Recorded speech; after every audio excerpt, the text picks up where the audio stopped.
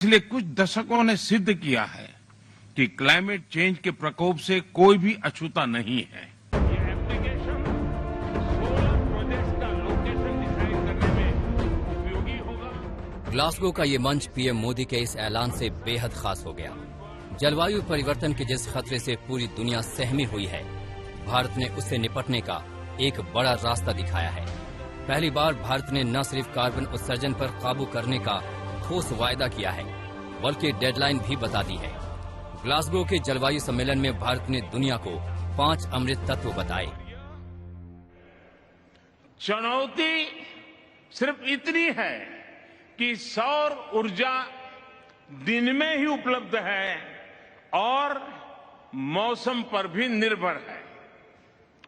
One सन, one world, one grid इसी चुनौती का हल है।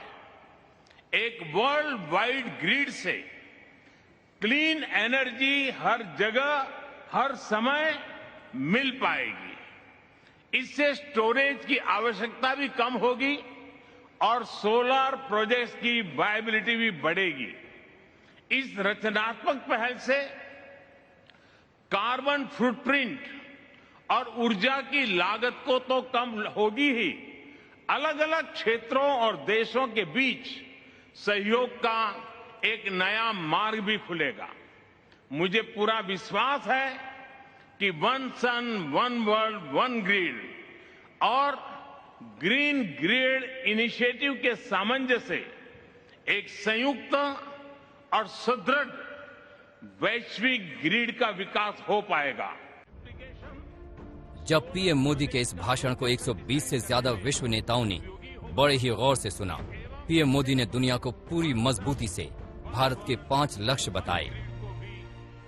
पहला, भारत 2030 तक अपनी जीवाश्म रहित ऊर्जा क्षमता को 500 गीगावाट तक पहुंचाएगा। दूसरा, भारत 2030 तक अपनी 50% ऊर्जा जरूरतें रिन्यूएबल एनर्जी से पूरी करेगा। तीसरा, भारत अब से लेकर 2030 तक के कुल प्रोजेक्टेड कार्बन एमिशन में 1 अरब टन की कमी करेगा।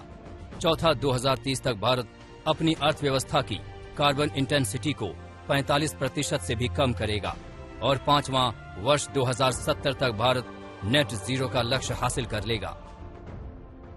आपको बता दें कि नेट जीरो का मतलब होता है कार्बन डाइऑक्साइड के उत्सर्जन को पूरी तरह से खत्म कर देना, जिससे कि वायुमंडल को गर्म करने वाली ग्रीन हाउस गैसों में इस वजह से और वृद्धि न हो पाएगी। भारत ने 2070 तक कार्बन उत्सर्जन से संपूर्ण मुक्ति का लक्ष्य खुद अपने लिए रखा है।